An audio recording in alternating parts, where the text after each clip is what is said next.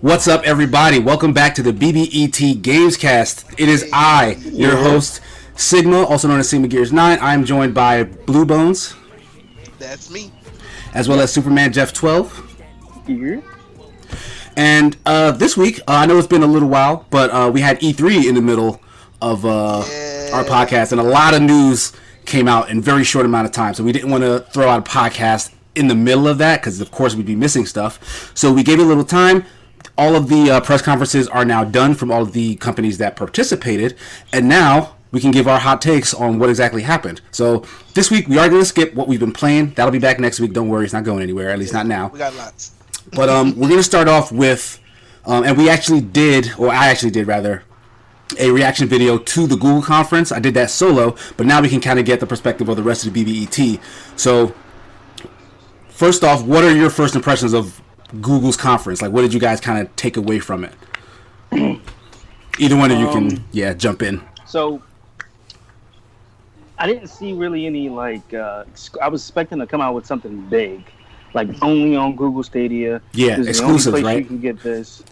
Right now, they just have a bunch of stuff that's already on existing consoles. Exactly. Yeah, so that becomes the question, is what's going to make people really commit to Google Stadia? And right now, I'm not seeing that yet. I think Jeff hit the nail on the head right there. What's going to make people say, I want to go to this platform? They talked about Destiny 2 and how some of your save data would transfer from wherever you had it before, or I think it was PC, going to the Stadia. So, just like Jeff said, why would I want to do that? I need a better reason to than it's a Google console. 100% agree with the both of you. The thing with Destiny 2, though, that's actually a Bungie thing. They immediately after that kind of unveiled that now it's like cross-save with all the platforms. Like, there's not going to be any more exclusivity for, like, PS4, etc. So you can move your Guardian, it seems like, from the PC to the console to Stadia, whatever.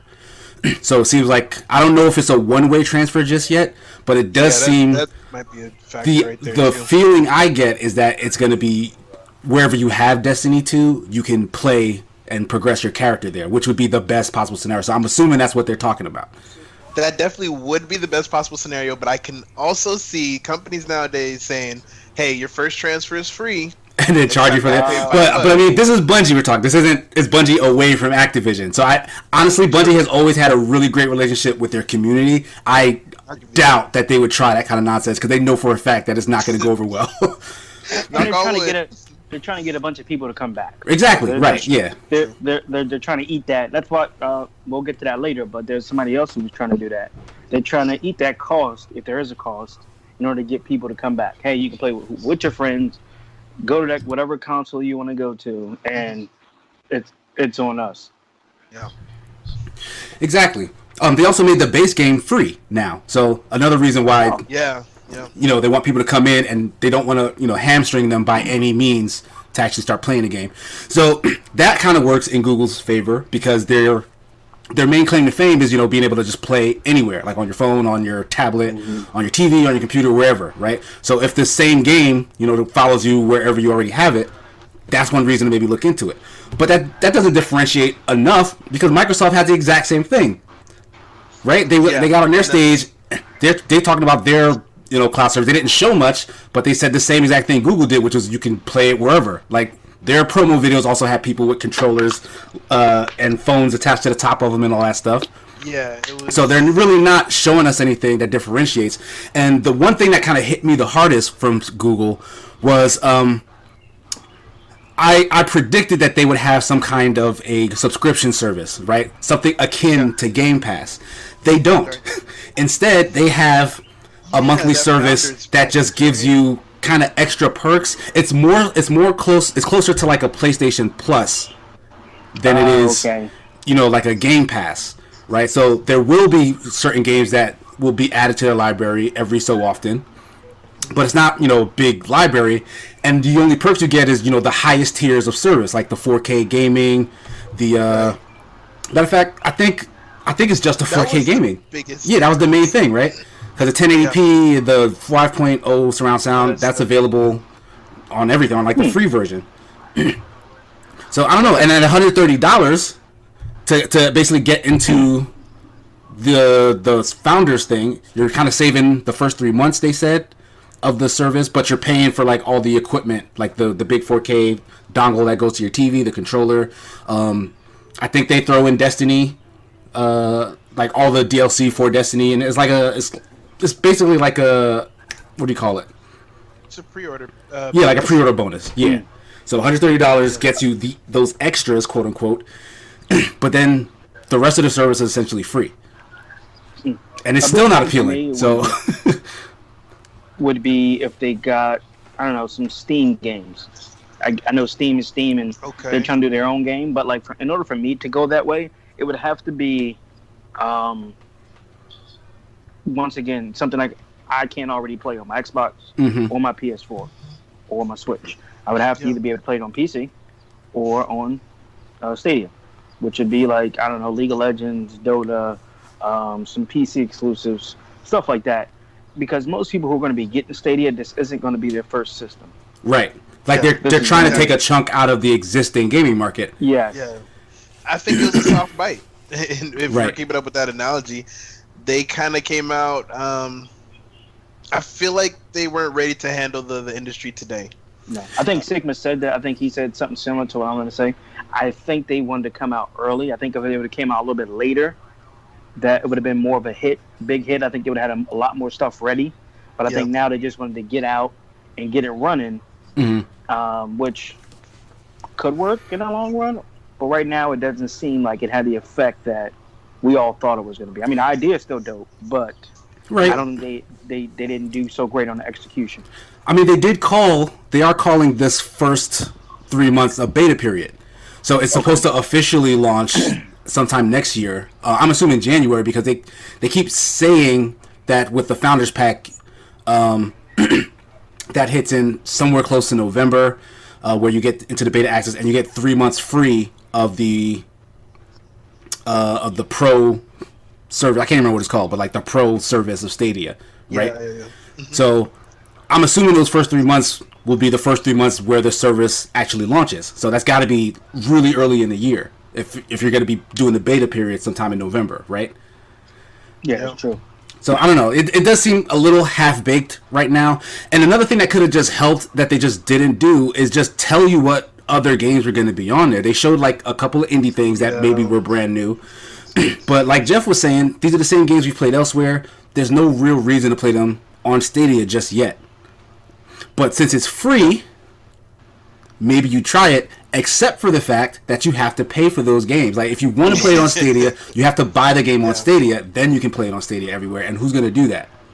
Now, do you think they're going to incorporate entertainment purposes in that as well in the future? Honestly, that's something I could see. Yeah, honestly, no. Because think about it. Like, you turn on a Chrome browser to play your games. So then you open up a Chrome browser, you just navigate to Netflix, you just navigate to Twitch. Like, what would you need another app within an app for that purpose? Like, all that stuff already exists everywhere else. Stadia is probably just going to be a window that takes you to your games library, and that's kind of fine because of the way it works. But honestly, it's the games library. They didn't really show us what's in their games library that makes any of this worth it. If it turns out that there's over 100 games, that comes with the the Pro subscription that you have instant access to, then maybe that'll change some people's minds, especially depending on what games are in there. But we don't know. They didn't really talk that much about it, so it's still up in the air for me, honestly. Because I want to try it out, I'll probably still get the Founders Edition. But if it wasn't so new, if it wasn't so new, I don't think it would be something I would mess with, in all honesty. But I have the morbid curiosity to check it out regardless. All right. We'll be looking forward to that review. But okay, so that was cool. They did their conference pretty early on, like before E3 officially started. Too. Yeah, but everything that they said was happening. You just saw every other presentation saying, "Yeah, we did the same thing." Right, exactly. Like, they just kind of did little allusions to what Google said, but they were Everybody had their own little library that you could subscribe to. Exactly. These games. So, speaking of everybody else's libraries, Microsoft came next. I felt like they had a really good conference. I think they won E3 this year. Okay, in my opinion, I feel like it is a toss-up between them and one other, but we'll get there. Yeah. So I feel like they won. Oh, you feel like they won? Okay, so let me know what were your personal like biggest moments from the Microsoft conference, stuff that really got you. Okay, I think I know what it is though. You got to describe the scene too, because we were all watching it together. Yeah. Right? Yeah, we were. We were all shouting at each other's ears and saying, "What the heck is this?" But sorry, go ahead. It started off, the way we expected it to start off. Some indie games. It's hard to remember anything else besides Phantasy Star Online. Like that was the big thing, at least for us, that right? was the big thing. Yo, no matter what in our group chat, yo. They could have showed Pong. They could have showed freaking Pitfall 3. Like it didn't matter what they showed before that. Excite Bike. Exactly. Ridge Racer 0. Like it was just as soon as they announced Phantasy Star Online 2 coming to America, that was it. It looked it looks amazing. Well, we didn't see what it looks like. We saw like the trailers for it. Yeah. So it wasn't the actual gameplay. Yeah, I'm wondering if there will be visual improvements since it's coming so. It's a really old game and it's coming to like this modern console. I hope that they actually do some improvement. Otherwise, it might end up looking kind of funky. Because that was going to be my question. Is it going to be as is, or is it going to be kind of they're going to rework the graphics? Knowing Microsoft, I think they're going to rework the graphics. Well, it's up to Sega. I don't know how Microsoft got them to do this, but it is Sega who's doing the work. So I would hope that Microsoft would influence them to like, hey, come on, get this looking right so people can mess with it. And I'm assuming that the success of Monster Hunter World in the U.S. and the explosion of Dauntless, that game has 10 million people playing right now across all the consoles, has to have influenced Sega to kind of bring PSO over because they're the same kind of game. Well, because if you notice when it came out over in Japan, a year later it was supposed to come out in America, and then they delayed it, and then you just never heard anything again. Right? They never said that it wasn't coming. They just delayed it and then stopped talking about it. Yes. But so. What was your big moment besides Phantasy Star Online 2 for Microsoft to kind of I mean, honestly, Phantasy Star Online 2 was my big moment. Like that really like hit like in the way that like the big reveals hit. And I know it's an old game. Some people probably don't give a damn about Phantasy Star Online 2, but I don't know. I got history with that game. I love that franchise. I really wanted that game to come, and it's been like a pipe dream for years and years and years. So the fact that just showed up randomly in the middle of Microsoft's press conference blew my mind. Like that was insane. Yeah. Wasn't expecting it at all. That was dope. Because it was my wish, but it was like one of those wishes. Yeah, it was like I'll use this throwing it out there. Whatever. I think I said you was really reaching for it. Right. We said because he was like there was no clue. There were no clues about something like that happening either, but it happened. I was like, but I mean, other than that, I got my prediction. It was a brand new IP from Ninja Theory that got announced. It got leaked a little bit beforehand, but they showed it off. It looks like a combination of Devil May Cry, which is like my favorite game that they've ever done, and Overwatch. Like it's like kind of a hero-based multiplayer combat game where it's melee combat. It's not a shooter. It's melee combat, and Ninja Theory does combat for Honor. Yeah, a little bit like For Honor. Yeah. Shadow Warriors or Shadowbringers or Shadowrun. It was a game that didn't have a story. It was all multiplayer, right? Yeah. And it had different classes. I remember that game. Yeah, and it had melee for the most part, but it didn't really launch great. Like, there was no one playing. That was the thing. There was never anybody playing when that game came out. Mm-hmm. So it kind of died on the vine. I couldn't find a match. But I know exactly what you're talking about. That game was Shadowrun something. It might have had a subtitle. But it was. But this game on the original Xbox. Great. No, that was Xbox 360. Like I think Blue said, it reminds you of Twisted Metal a little bit. Yep. Yeah, the style. Yeah, it's kind of punky, future. I like the hard rock punk style that they got going on here. There's a lot of different body types. You know what I mean? A lot of color, and you can see there's very diverse skills if you're just looking at the trailer. You got some people that are a little bit more ranged than others. Other people just straight tanks just rolling through stuff.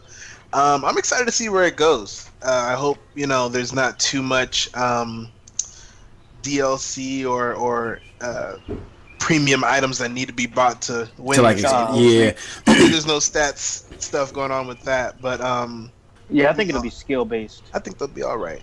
Yeah, if they follow, and it looks like they are, if they follow the Overwatch model, because that's what Apex Legends did. Like, they just kind of took the hero-based thing and then put it in another genre. Yeah. I think they'll be okay. Like, I think with the way, like, the kind of combat mechanics that Ninja Theory can craft, I feel like as long as that's fun, then sticking the hero theme on top of it is a good idea, you know? So And I'm really they looking have forward to to be that. able to distinguish those heroes too from other games. Right. So, you know, we all know who Tracer is. We all know who Reinhard May is. We have to be able to know who these characters are. And they have to be different from each other character that's in that particular game. I think that's kind of what sets, Overwatch and Apex apart. The characters are very unique. You're right about that. No one character is the same. You're right. So there's got to be something there that people like latch onto. And in that regard, I do have to say, there's nobody that showed up in that trailer that anybody, it seems like anyone's talking about is like, oh, that looks like a dope design. So that may be an issue. Yeah.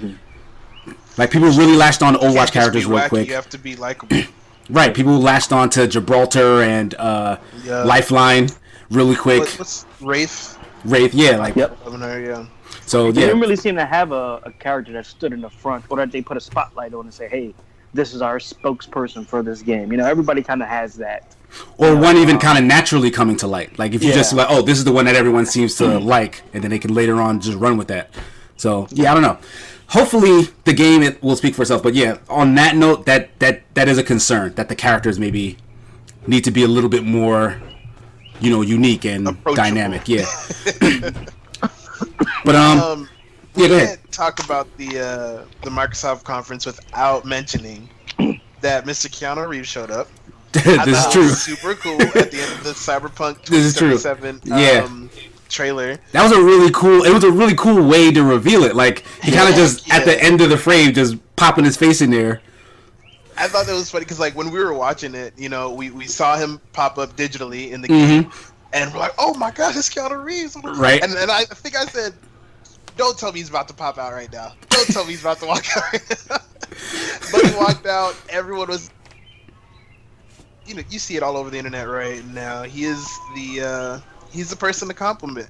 Right. Yeah. There's no one who hates Netflix, with the guy who played Kim Jong-un in the I know. So, Always Be My Maybe is the name of that movie, right?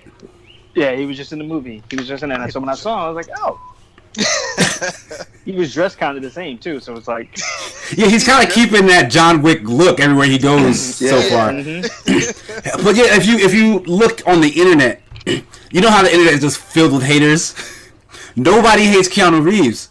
You can't. Like, nobody hates, like, that dude just comes off as such a genuinely cool guy.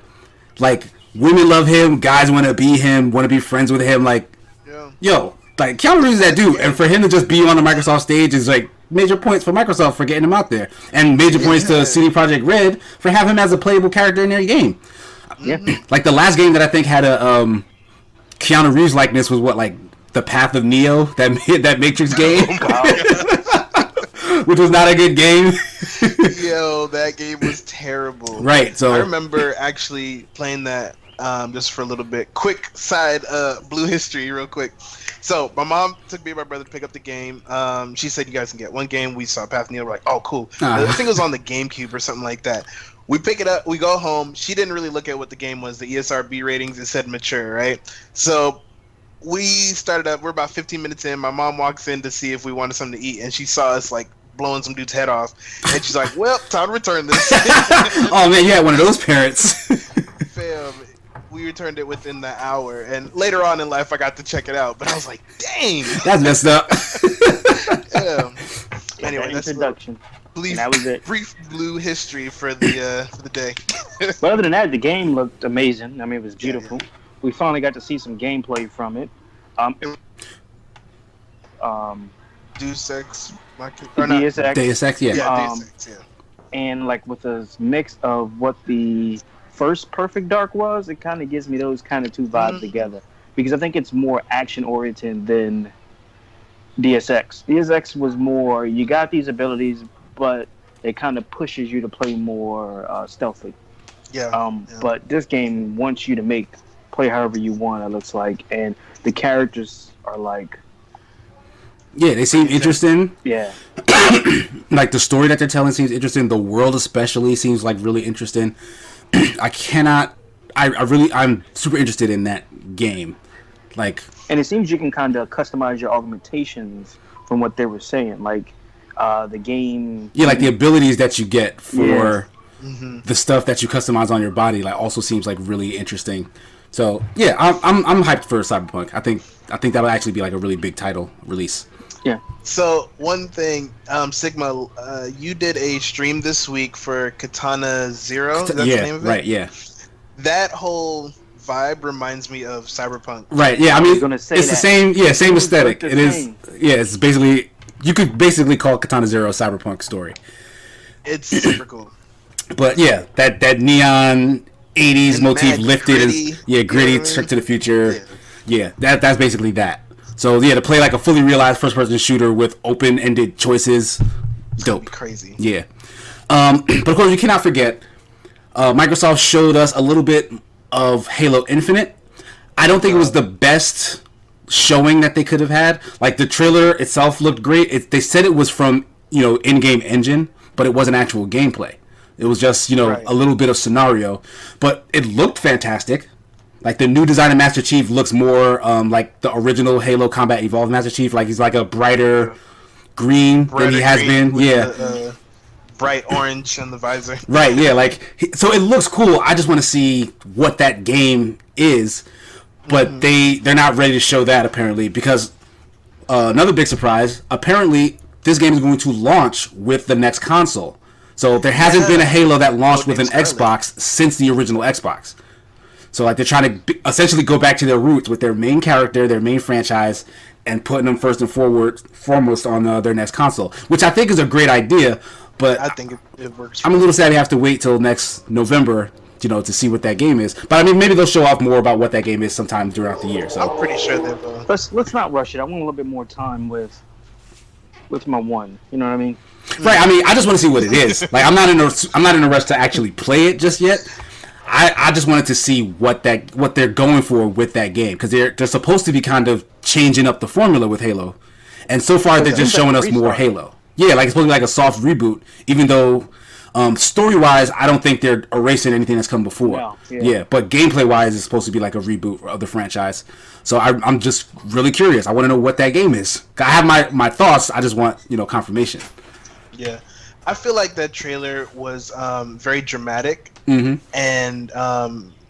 very pleasing visually. I liked it. It was enjoyable, but just like you said, it didn't show too much about what the game was. But I definitely want to tip my hat to that trailer. I really liked where that story was going. There's a lot of interest drawn in by that technician, I guess it was, that saved Master Chief. Right, yeah, like it started with mostly that guy before Master Chief even showed up. Like he was going through something before the main character showed up. It was nice. It just told the story. I wanted to see a little bit of action, a little bit of gunfire. Right? Yeah. So this little pop. So it was another tease about Halo, but we did get a launch window for the next console. So that's exciting, but that's not really anything that we're gonna get to experience anytime soon. So it doesn't hit as hard for me anyway. And then the last thing I want to bring up regarding the Microsoft conference is that we did not get any Fable news. I know that was something Jeff was hoping for. Yeah. Nothing at all. Like not even a logo saying, "Oh, yeah, it's coming." Like no, nothing. So, how do you feel? How did that make you feel, Jeff? Because I know you were looking for it. That they should have done it. Right. I think it makes sense though. I think they want to spend as much time on this game as possible before they show anything, because it's had a bad history. Great game, but it's had a bad history. I think they want to spend as much time on it as possible before they show anything or even confirm that it's being made. Fable 3 was a disaster, and they need to apologize. Yeah, Fable 3 just fell apart at the end of that game. It was such a disappointment. But there's a lot of people who are looking for it to come back. No news yet, so we'll have to just keep waiting for that. But off of Microsoft, we're going to move on to Bethesda's conference. which I felt was kind of a mixed bag. They showed some stuff that was, genuinely interesting, and then they kind of did some stuff that was less interesting. Boring. Yeah, like just. But so, what do you guys have in terms of like what's the first thing that comes to your mind when you're thinking of Bethesda's conference? Biggest thing is they own their shit. Mm-hmm. They said, hey, this was Fallout 76. We did a game we'd never done before, game type. Right. We messed up. I don't know if they said that. They said it. It seemed like they acknowledged that there was a lot of criticism. I never got the sense that they were like saying, "Yeah, we messed up," or "We're sorry for what happened." They went like, "Oh, our fans, they're still in there. They're sticking to it. Yeah, we heard you. We know we're gonna do this. We're gonna do that." Like I never got the sense that they were saying like, "Yeah, we messed up." I think they tried to do that without saying it so much. Right. But the thing was, it's like, hey, here's all this free stuff. Here's all this DLC is going to be free. Right. It's going to be free for this weekend. It's going to be reworking the entire system. Hey, here's all this stuff for free. Yeah. We're sorry. Please. See, that's the thing. They never said we're sorry. They never said we're sorry. But they are addressing the exact concerns that most of the community had, like that new DLC that's free for the people who already own the game is NPCs. Like there's more story content. There's more single player type stuff for them to run around and do. But that seems like, that appeals to the people who are actually still playing the game, which I don't feel are that many people. Not just that. Can we talk about how an MMO like this doesn't have NPCs already? But that was one of the big criticisms. You see what I'm saying? Like, so that's this shouldn't be news. This shouldn't be something. But right, you're right. At E3, like, hey, we're doing our job. That's what they're saying. Like, no, yeah, that's a great point. Like, yeah, that's a great point. So yeah, for me, yeah, their Fallout 76 news, maybe that sounded, dope to the people who are still playing that game and were hurting, but yeah, to the outside world, to me particularly, yeah, like I still have no interest in playing that. I didn't care about it. I just felt like they were kind of owning up to a bad game. Now most times, if you say so, when a bad game is released, most companies glaze over it. They don't mention it. They kind of try to forget it. No Man's Sky. But he was in denial. They did kind of go dark in that regard. But then eventually they kept releasing stuff to improve it, and apparently it's a much better game than it was. That's what I've heard. So I mean, yeah, I expected Bethesda to go down that same route to keep improving upon it, but I did think that they'd take bigger steps to try and rectify it than they have. So I don't know. It's kind of half. I feel like if I were going to give myself a half point for what Bethesda did, then I would, because I assume that they'd apologize and that they'd make it free to play and all this stuff to just say, look, we're sorry, like this was a bad situation, but we're going to work on it, so take all this free stuff. They gave some free stuff, but for some people. Yeah. They didn't apologize, but they recognized that there were some things that were done wrong. The biggest, I can't say, I guess the letdown for me was I didn't get to hear about Elder Scrolls 6. Right. Yeah, no mention of that whatsoever, right? Or did they? They talked about Elder Scrolls Blades, that mobile game that is coming to Switch now. Like that was a big announcement for them. Like who cares? That game. So that's kind of stuff we're talking about. Yeah, like they were kind of up and down all over the place. Aside from that, I do want to point out that Doom Eternal looks amazing. Oh, it does. Like that game looks fun as hell. And I didn't have too much interest in Wolfenstein Youngblood, but that game also looks really good. Like one of my don'ts was for them not to show any more new first-person shooters. Like these two were already coming, so I feel like that doesn't count. But other than that, I feel like I got that one correct. Like they didn't. They actually announced new IPs. This game Deathloop, coming from I can't wait to talk about these. Yeah, go ahead. You have Deathloop. Right, yeah. Gorgeous. I cannot wait to see what this story is like. I feel like it's gonna be on par with Life is Strange when it comes to story wise. I just got a feeling. You know what I'm saying? That trailer was very dramatic. I liked both characters. First of all, they had some chocolate in their skin. Right, both of them. It wasn't just and their one. hair looks amazing. But I mean, these are CG trailers. It's not in-game stuff. Look, but man, the fact I do is- like the look. I do like the look of the characters. I love the look of them. I love the different styles that they have. I like the different powers that they have, and they're in some kind of loop where Right. the guy wants to break the loop and the girl wants to protect it. And so I cannot wait to see how they do this Groundhog Day sci-fi adventure. I'm excited for it. And that was a highlight of the Bethesda conference for me. Actually, of the E3 conference. I thought that game really stood out to me. Yeah, it looks super interesting. Like, the concept appears to be some sort of like one-on-one PvP thing where, you know, you have different objectives in this open world, and then you are either hunting or being hunted or trying to, you know, stop certain things from happening. Yeah, to the detriment of this one other person in the world with you.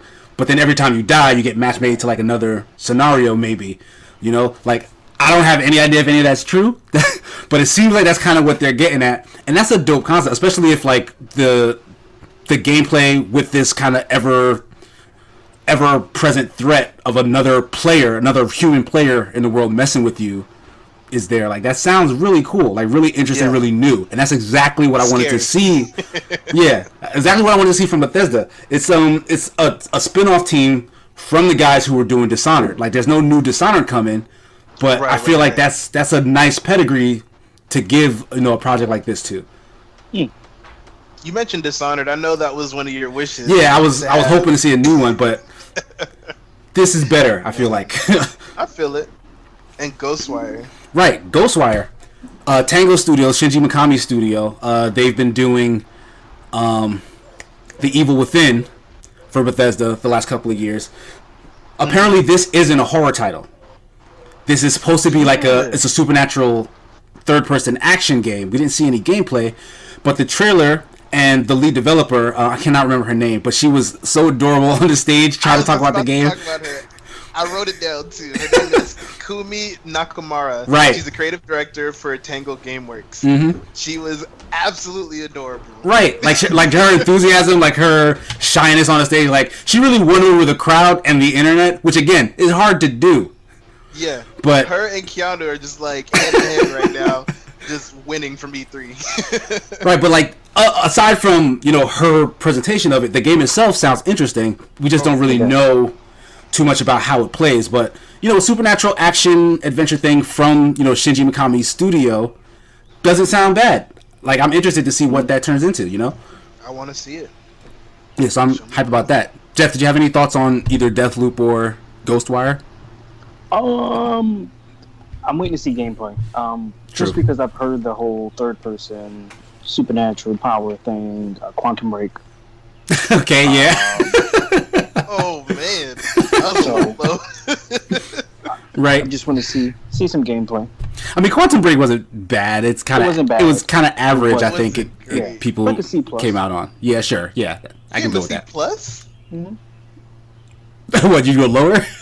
I'll do a C maximum. It's like on a good day. Okay. That's how I feel. So, was there anything else from Bethesda that stood out to you guys? I can't really think of much else. Like, a lot of their conference was kind of droll. Well, I mean, they did announce more stuff for Elder Scrolls Online. Kind of did make me want to go back to it, but right, yeah, the Elsewhere expansion. That monthly subscription for the DLC or buy the DLC right out, kind of, it's free to play. Mm-hmm. But like the DLC and stuff, you either gotta be a member and it's free, or you gotta buy it individually. I mean, it's a fun game. I just got tired of playing it by myself. I had a few people get it, and they played it like one time with me.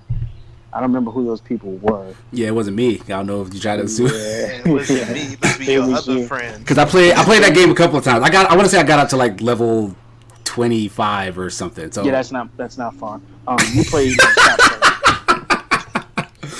I was an archer in that game. That game was okay. I just like MMOs. Like if it's not all consuming, I'm probably gonna drop off after a while because like they just take so much time and like there's just so many games out. I get that. But it was wonderful. They kind of went more with the lore. The cinematic trailer looked amazing with the dragons. I mean, who doesn't like Elder Scrolls and dragons? So that did look great. But like you said, It was full of mobile games, which I think should have their own day or right. Yeah, like just I don't.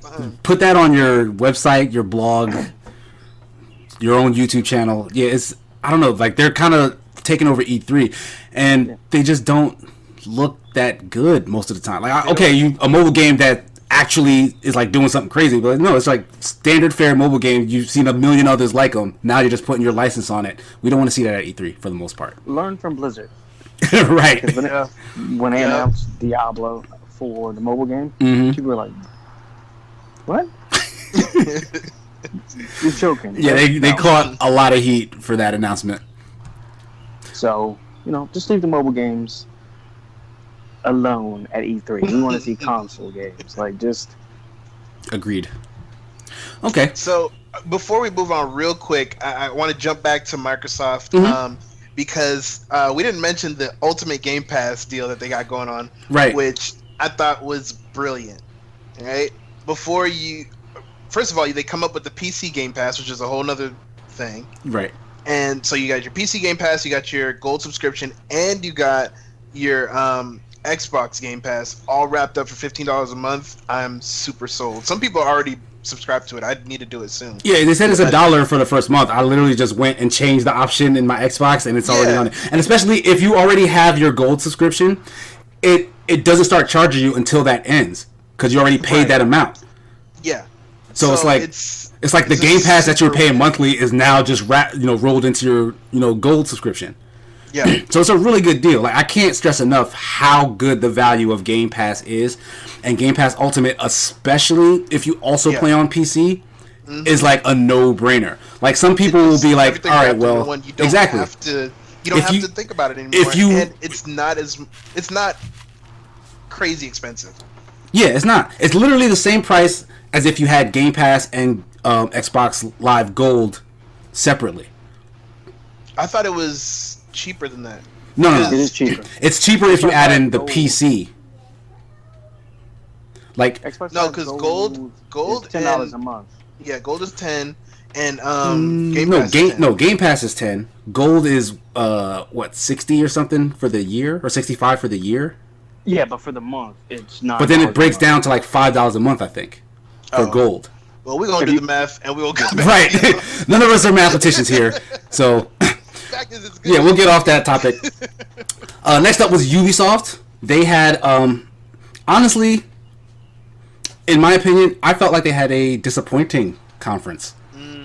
Ubisoft for the last couple of years have been actually like really, really good. They've been one of the best outside of the big three conferences, but they really didn't have a lot to show in terms of games, like at all. You're right. The one that I did get excited for that they released was Watch Dogs Legion. Yeah. Oh, did Jeff want to talk about that? Oh, I mean, I could. So Watch Dogs, I played the first one. It was a great game. It was some people didn't like it, but I didn't. I finished it. I mean, I thought it was a great game. Did you play Watch Dogs 2? I did. I took it back. Wow. Why? Don't judge me. But why? That was the one that actually got a lot more praise. That one was good. It wasn't bad. I didn't take it back because of that. I took it back because I had a better deal. I took it back and I got Horizon Zero Dawn. Oh, okay. And I got Dishonored 2. Okay, so because they had a sale at GameStop. All right. Whatever. I took it back. But it wasn't bad. Only criticism I had was this guy wasn't supposed to be a terrorist or anything or aggressive. Right. Like they had him killing people. That ludonarrative dissonance. Yeah. But the gameplay was great. It was smooth. The mechanics, the way you kind of the new NPCs they introduced. DedSec. They kind of carried them over. They were interesting. The new one though seems like it takes a little bit further. You're in London, it looks like. Yeah. I don't know if that's going to be the only place you're going to be, but you can recruit different people with different strengths and weaknesses. They claim you can recruit anybody, like literally any NPC is the claim. Oh wow! So it's like, So my question is, But it looks super cool. and I think we were talking about this for other games, kind of like the Nemesis system, Yep. where you find these unique NPCs or enemies, and we didn't say about turning them to your side, but that's kind of what Shadow was. You find these unique orcs, with these abilities, right? Yeah, and you turn them. Yeah, so I think that's a really good mechanic to add to it. It seems like when you die, it's a permadeath. Yeah, and like there's no main character, so it's like you're, you know, the wide net of NPCs that you gather are who you go through the game with. So if your main person dies, then yeah, you just move on to a new person. It's similar to State of Decay. State of Decay, yep. Yeah. Okay, yeah. It explains it a lot better. I had no interest in playing random people when I chose one person at the beginning of State of Decay. Yeah, they have you get a backstory with that person, and then when that person dies, you just pick up whatever random survivor was in your camp. Yeah. Yeah, this seems like a better way to handle that kind of a situation. Much better way. Yeah, it's beautiful. I mean, even with the drones were pretty cool. The combat looked very interesting as well. Yo, it looks like a lot of melee. You know, they throwing hands a lot. I was like, okay. Right, I kind of wonder about that though, because it's like you're recruiting any and everybody, but any and everybody's just throwing hands is all trained martial artists.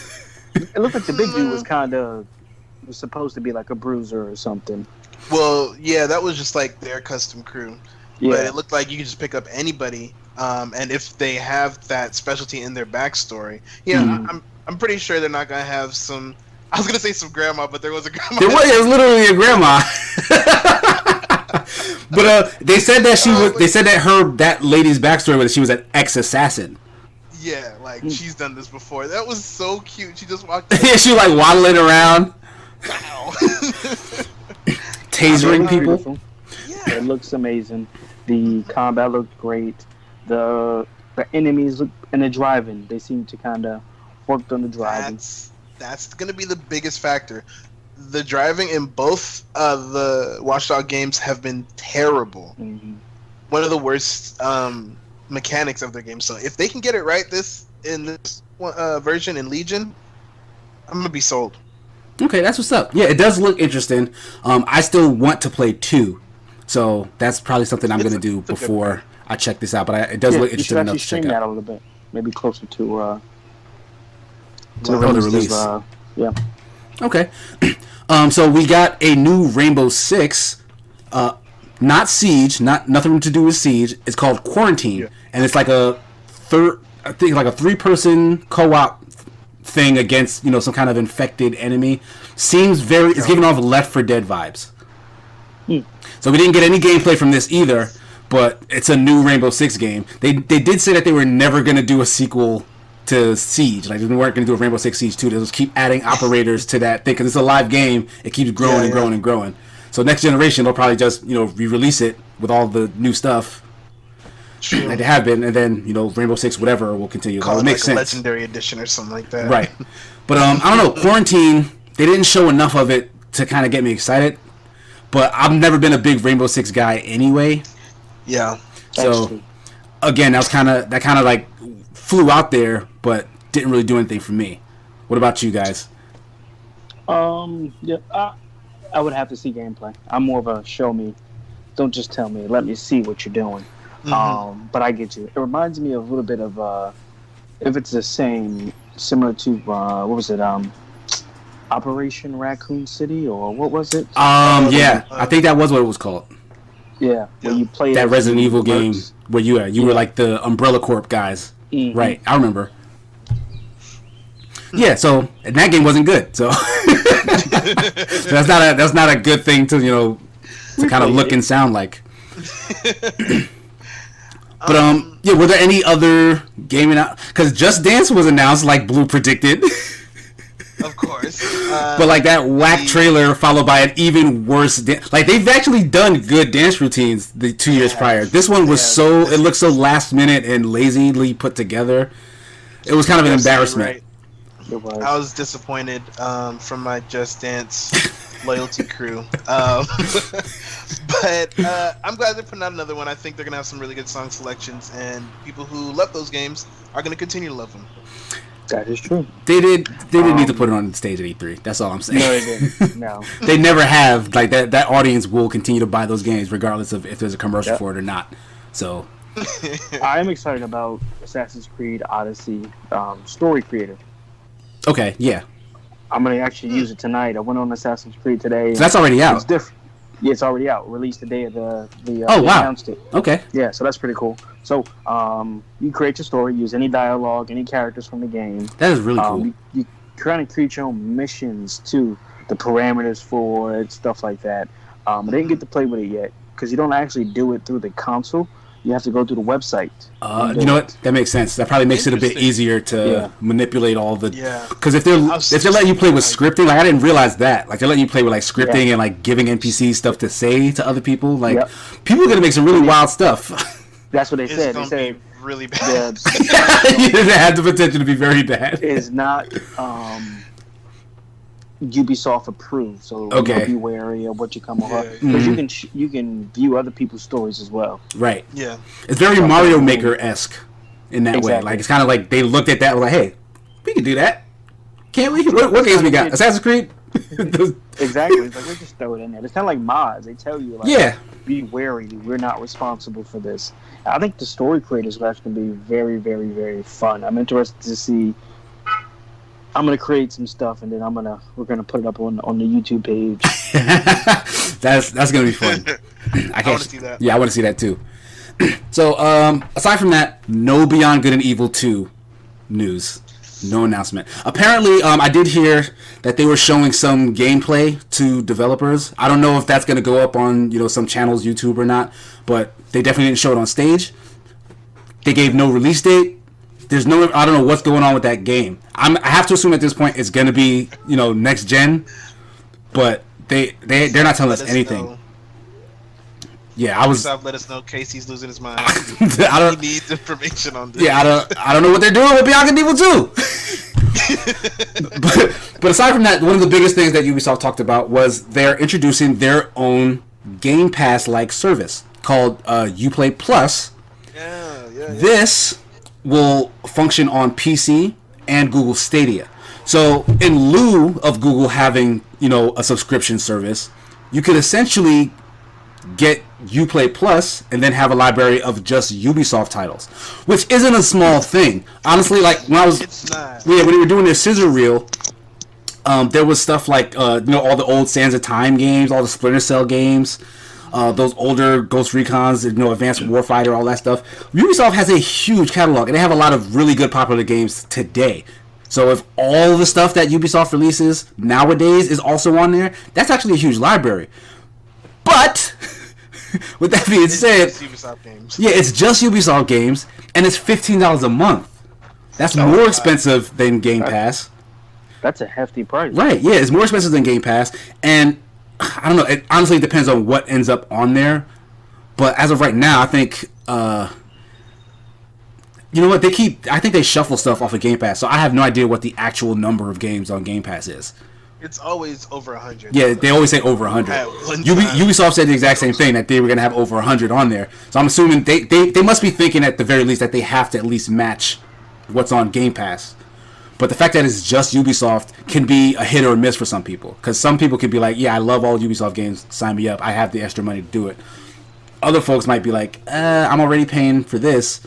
And this is the exact same thing that's happening with the streaming world right now. Everyone wants to do their own streaming content thing because they're like, oh, look at all the money Netflix is making. But it's like, well, that's because Netflix was the hub where everything went to. If you take everything off Netflix and it all gets segregated out, then you're basically signing up for another cable subscription, and nobody wanted that. And we're going right back to LimeWire. Exactly, right. You go right back to pirate and stuff. So, I mean, right now we have Microsoft, who has a games library. EA Access has, I think, their own game library. I think they don't give you the new games right away, though. But Ubisoft is now entering the fray. So that's 3 separate titles. Like, Microsoft essentially is the Netflix, since they're kind of pulling from other publishers. But then EA and Ubisoft are way more specialized. So I don't know. I don't like more people doing this if it's not the exact same thing as Game Pass. Like, if you're gonna do this, just put all the publishers in that one hub. Like, Yeah, don't yeah. do it publisher by 100%. publisher. I mean, unless you're Nintendo, because Nintendo can hold their own in terms of first party content. I feel like people will sign up for that. That's true. They got their thing. But yeah, They I didn't. had some really good reboots, or not reboots, but we'll talk about that later. Right? Yeah. So I don't know. I'm of two minds with the Uplay Plus thing. I want more game library services. I don't want companies like Ubisoft to do it though. Like, I wanted PlayStation to do this. I wanted Google to do this. Gotcha. Like the hubs, like the big platform holders. That's why I wanted to do this. Not EA, not Ubisoft, not Square Enix.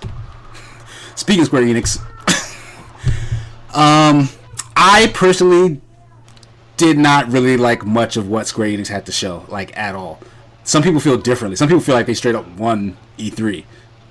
Like, how did you guys feel? You said for Square Enix? Yeah, for Square Enix. No, I don't think they won at all. No, I don't Square think so Enix. either. I don't think they won. So, I They're mean, the same. okay, so what? Remake conference. Right, yeah, remake after remake after remake. I But do not want to see that. and it's all well, it's not all. They're, like, some were Final Fantasy, some were the secret, the Mana games. Yeah. There was no Final Fantasy 14 on Xbox announcement. Huge disappointment. I know we were all hoping and praying for that. I know. I was trying to keep it together. But no, this sucks. But hey, what you gonna do? You know what I'm saying? What they did, they didn't really announce anything too crazy. They just said, "Hey, what you already know is still happening." So, bang, and that's how I felt. Their Final Fantasy 14 announcement. That's how I felt that way. They're like, everything is happening just like we said it. They gave us an extended trailer which was pretty cool, but at this point, all the fans for 14 are just waiting for the game to drop, the expansion to drop. The other remakes, 8. Honestly, I'm not gonna say I could care less. I'll say that. Because Jeff specifically, that was your wish that you wanted 9 That was- remade. Yes, and mine, and we talked about why not 8. Yeah. I said, remember I 8 was said the 9 least is popular one. Yeah, exactly. So that's why I was like, why 8? Why 8? I'm assuming because it's going in order. And mind you, this isn't a remake of 8. It's just a remaster. A remaster. Yeah, so it's the same game that existed. They're just, putting a little polish on it. graphics. Yeah, and then throwing it back out there for sale. I specifically said no remasters. Right, yeah. Jeff did not want to see that at all. And there were so many. Go get a refund. There were so many. I said no pickles. But You put extra pickles. there was also a lackluster Avengers reveal. People were really excited to see what this game was, but then after they saw it, all that excitement kind of dissipated. Like, what were you guys' takes on the Avengers showing? The character models to me, just threw me off. I don't care that they don't look like the movie counterparts. Mm-hmm. Just think about it. There's been 2 Avengers series recently, animated. Mm-hmm. Tony Stark looked fine. Mm-hmm. Looked great. But when you say animated, you mean like animated, like cartoon, not CG. Yes. But I get there's a difference. Mhm. But those CG, those animated ones didn't resemble the movie one either. I mean, I get you. Yeah. So, generally, this is how Tony Stark looks. Generally, this is how Captain America looks. Mm-hmm. You know what I mean? Mhm. So, Captain America looked like some redneck from some type of backwoods bar. I was like, Oh my gosh. now the gameplay reminded me of the first Iron Man game. I don't know if anybody ever played that. I remember that. Yeah, it was Yes. it was a trash fire. It was. I'm hoping that it's more of an open world Mm-hmm. and that things are more dynamic. Like dynamic events. This is going on, not just what's going on in the story, Mm-hmm. but also other dynamic stuff. Kind of like Spider-Man. You swing around, there's these robbers robbing a bank, blah blah blah, and that you can play as whoever you want, whether you're going to interact with different people. I don't like games that make you switch between characters. I feel like that's exactly what this is, to be honest. Yeah, it's either gonna. Well, what I was gonna say is it's gonna be a mechanic of that, just like you were saying, Casey, and it's gonna feel like I feel like it's gonna feel like Ultimate Alliance. You know what I mean? Where the Hulk's gonna maybe slam on the floor or something like that, and somehow they're gonna combine powers, just like because it is supposed to be a multiplayer co-op experience. It is, 4-player co-op. Right. Yeah. So I guess a better example is that Cap is holding the shield and Iron Man's shooting a beam and it reflects off, and they're doing a combo move like that. You're gonna see a lot of things like that. So it's gonna look. I feel like it's gonna feel like Ultimate Alliance in a high-res third-person view, as far as gameplay. But that's good. Like. Yes. That would be a good thing. I'm not mad at it. Yeah. The bad thing is the character model. Sweet. I mean, honestly, they look terrible, and I'm not saying, oh, they have to look like the movies. I'm not saying that. I'm just saying they don't look like who they're supposed to be. I get you. I mean, like, if they resemble some comic from back in the 30s, right? That there's like one premium edition, and that was like the original, blah blah blah. Okay, I get the homage. But it looks terrible, buddy. Like somebody should. I feel like some look better than others. Who? I feel like Bruce Banner actually looks fine. Like Hulk. Okay. I feel like he looks okay. Actually, yeah. They showed Ant-Man like at the tail end. Oh. And he actually looked okay. Yeah. Yeah, he didn't look bad, but he just looked like no iteration of Hank Pym I've ever seen. Yeah. But I feel like that's okay. That they don't look like who we recognize, but I will say that Black Widow did look very strange to me. Like Black Widow does not look huge franchise that you're using the hype off of that, right? You're using the Disney, Marvel, whatever they put together. You're using that hype. It doesn't matter what you're trying to do. You're using that hype. You're putting the Avengers on it. Then you're gonna do something that looks so strange. I mean, this better be amazing gameplay where we don't have to see the faces. I'm okay with staying away from the movie character models. Reason why, because it puts you in the mindset of movie games. Oh, this is a game based off the movies. Right. Mm-hmm. Which are usually bad. Yeah, you definitely want to stay away from that. So, but use some source material. Use the comics. Use other things they've been in. Not to copy them, but kind of structure your character around. Do you think the actors who play the Avengers were watching E3 and started laughing? They may not have been watching E3, but I'm sure something has been sent to them in the ether of just like those pictures of like, because like they had like the shot of just all of them standing together. Like that had to have been sent to like Robert Downey Jr.'s Twitter feed or something. They tried to be funny. They showed like a behind the scenes with the voice actors and stuff like which that. Which is cool. Like I felt some type of way about people being upset that they had to sit down with the voice cast, because like voice actors, like they're kind of important. Like they bring your game characters to life, and the cast that they literally assembled for this game are like the cream of the crop in terms of like video game voice actors, like Laura Bailey, Nolan North, Tony Baker, like these. Troy Baker. Troy Baker. Yeah, because I made that mistake. Like Troy Baker is also hilarious. But, like these are the people who you want to put in your games. Like they do amazing voice work. So for them to be the Avengers, is dope. But okay. The voices were not the issue. Let's hope the gameplay kind of outweighs the bad character models. Have you heard the phrase, you got a face for radio? I'm going to leave it at that. Oh, man. Okay, so that's enough Avengers talk. I think we hit everything pertinent from Square Enix conference. Last but not least, we have Nintendo. Me and Jeff actually did a live stream of our impressions while watching that conference, so definitely check that out on the BBET Gaming YouTube channel. But now that Blue's here, we can go back over it and see what we liked and didn't like. Anything that sticks out, Jeff, that you wanted to like? No. Oh, Jeff. Or Blue. No, go ahead. If you have something on the brain, go ahead. No, go ahead, Blue. Go ahead, Jeff. All right, cool. So, first off, we saw some more the first announcement for Dragon Age. I mean, for Smash Brothers. Mm-hmm. We got the hero from Dragon Age. Dragon Quest. I'm super happy. Dragon Quest, yes. I'm super happy about that. Okay. They give you like 4 different iterations of them. No, I think it's 8. It looks like there's every single... Every game, yeah. Yeah. Different powers, it looks like, for some of them. Or was it just me? No. I think one of the hero's abilities might be to choose between 4 different abilities. Okay. So like because they were using different models to like showcase each thing, I felt like that might have been confusing because that's way too confusing. It would have to be if you pick a certain character and then that costume can do something different than like they're not Echo Fighters, like they're like the Bowser Jr. and the Squid Kids or whatever. So I feel like that's probably what it is. That'd be a pretty cool mechanic. I think. Yeah, it seems dope. It seems a lot like Adult Link.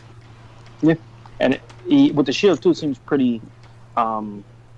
Seems pretty useful. I'm thinking I'm gonna try him. He might be my new main. But we got some. We got to see a little bit more Pokemon. Well, not really much Pokemon. After the stream, they showed a little bit of Pokemon. They're wandering around. The battles, they're not so much random anymore. You'll actually see the Pokemon in the grass. Depending on the weather, depending on what Pokemon are out there. So I thought that was pretty cool. We also got Ethereal Chain. Oh, Astral. Oh, yeah. Astral Chain. Astral Chain, yes. Yeah. That looked, from Platinum. Looked amazing. I've actually seen some people say, okay, we didn't get Bayonetta 3, but we got Astral. Yeah, Astral Chain is definitely a good placeholder. Yeah. It looks amazing. I'm definitely interested in playing it. I want to see a little bit more from it, but I'm definitely interested in it. They were actually IGN just earlier today were doing sit-down gameplay demos, so definitely check something. Oh, there's definitely gameplay floating around of that, and it does look. It looks dope. It looks great. Yeah, I really like what I've seen in Astral Chain. Of I think God Eater with a little mix of Zelda for me. It looks really good. Okay, I can see that. Yeah, it looks pretty good. I always wanted to play God Eater more, but it was always, Japan. But anyway, then we got Banjo. We got Banjo announced to Smash. And that was a favorite for KC. He lost his stuff. I mean, only because he flipped his system up. I mean, I did. I've never in my life played a Banjo-Kazooie game. I don't care about Banjo-Kazooie as a platformer. But the fact that it's a rare, it's an old school rare title which used to, be a Nintendo game. And you see that relationship between Microsoft and Nintendo kind of culminating in all these different ways. There was another announcement. They brought Super Lucky's Tale, which was an Xbox exclusive, to the Switch. So that game wasn't good.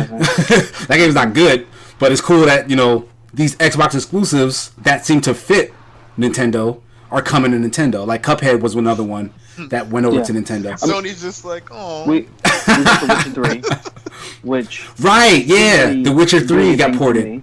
But I guess anybody who has a Switch who hadn't played The Witcher, now they can play mobile. I mean, that's great.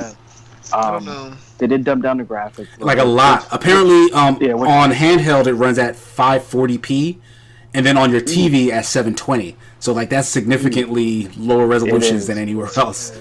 But apparently, it's the full game. It's a definitive edition. Yeah. So all that extra stuff, that they've put in there is all in there on mobile. So that's kind of is an impressive feat. You're just losing all that graphical fidelity. Lastly, we got a teaser of the new sequel to Breath of the Wild. Ooh, you were waiting all GamesCast to say that, weren't you? Mm-hmm. I think that capped it off very well because KC was like, "Oh, it's gonna be a DLC." And I'm I was thinking DLC. It's probably DLC, and I'm looking like it looks beautiful. I couldn't make out who the enemy was, but it looked great. It looked some type of witch or vampire or something. To me, it looked like a petrified or mummified Ganon. But it looked like a woman. It had a lot of jewelry on. I mean, Ganon got blamed. Yeah, he comes from the Gerudo tribe. It's all women over there. Straight show up frozen, saying all that ice. But it looked more of it gave me more of a Majora's Mask. Right? Yeah. True. Yeah, and more sinister. And think about it. Legend of Zelda: Ocarina of Time was the only other Zelda game where they did a sequel within the same generation using the same engine. So it's very much like Majora's Mask in that vein, where they're using the Breath of the Wild engine, and it's kind of skewing maybe a little darker, like creepy horror-y vibe in that same world. Like it honestly seems like a part 2. Like it's not like every Zelda, how Zelda's just reincarnate or whatever. No, like it was the same Link in Ocarina of Time and Majora's Mask, and this looks to be the same Link and Zelda from Breath of the Wild and whatever this new game is going to be. Because it specifically said sequel, right? Not Yeah, it's another installment in right. The Zelda series. Yeah, it said sequel to Breath of the Wild. You see him dressed the same too. Exactly. In, Zelda, yeah. So yeah, I'm really hyped for that.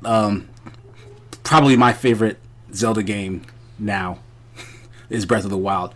So I agree. If they do more with what they started to do in that game, because with video games, usually the first one is kind of a prototype, and then the second one is like the definitive version.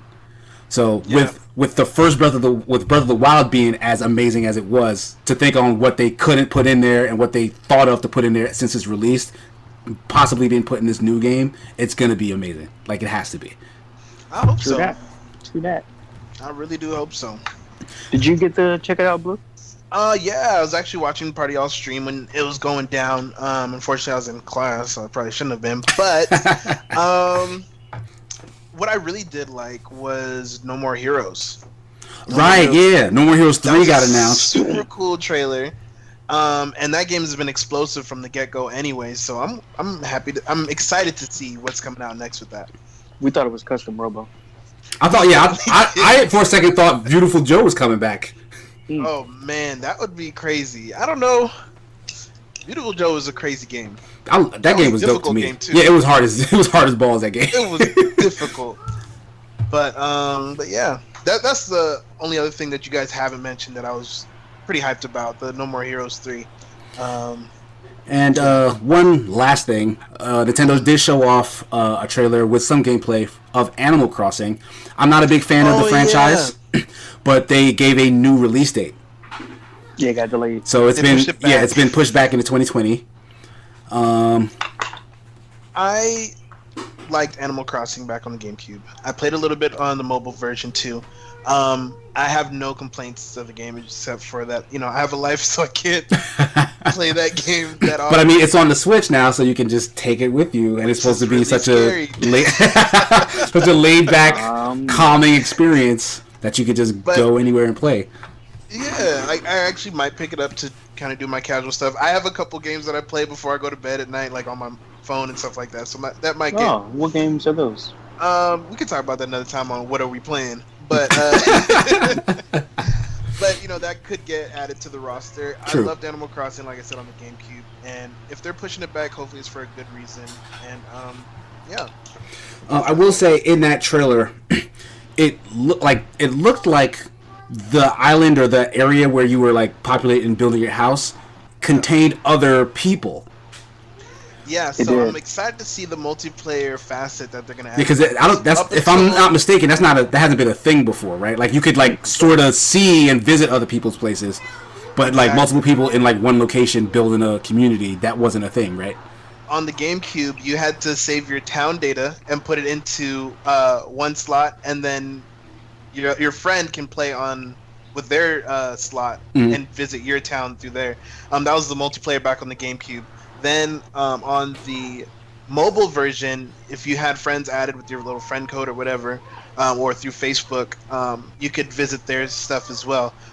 This is going to be a whole new thing if people are actually living next right, like your neighbor is another player. Like that actually sounds really like that sounds like the kind of thing that would make me want to check out an Animal Crossing game.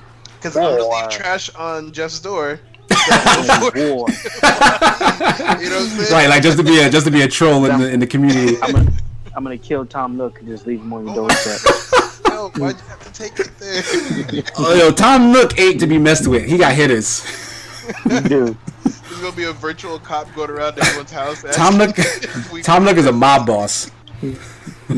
You seen how much he was charging for the for the loan on the house, right? He's the real thief here. Oh man, okay. Million berries. So I think that was pretty much all the major highlights from Nintendo's conference. Anything regarding E3 overall that you guys were thinking about or thought of that we maybe skipped over? I did feel like things were light. I'm thinking a lot of companies are getting ready for the new systems. Right. So there weren't a lot of, big announcements. Yeah. Honestly, Nintendo was one of the only people who had a lot of stuff coming out like within this year, whereas a lot of the other people were announcing things in the coming, in the following year, winter and next year. Yeah. And I think we said this, like the Switch is still early, and it's it released kind of in the middle of PlayStation and Xbox's generation, so like it kind of went like, screw your generation, we're kicking this off early. So they're in like a completely different place than everyone else is, where they're kind of winding down to prepare for the next consoles. Nintendo's kind of just in the middle of their generation, so it shows in this E3 where they have stuff like this coming out. But I think that pretty much does it for episode 5 of the BBET GamesCast. I want to go ahead and thank my 2 co-hosts, Superman Jeff 12, as well as Blue Bones. Definitely check out their channel, Superman Jeff 12, on Mixer. Blue Bones XB, the O is A0 on Mixer. Play with Blue Bones on Facebook. Superman Jeff 12 plays on Facebook. You can catch me at Sigma Gears 9 on everything, as well as Sigma and Sun on my Facebook channel. Check out our YouTube channel and subscribe, please. BBET Gaming. And that's pretty much it. Hope you guys enjoyed. We will be back hopefully soon with episode 6. Peace. At least I'm woke, nigga, I'm a beast, at least I know. Whoa, trying to get rid of me, but I am the epitome of acidity. Like it's fatter than every city beat. I had a dream and I seen just what I'm finna be, the shit is obscene.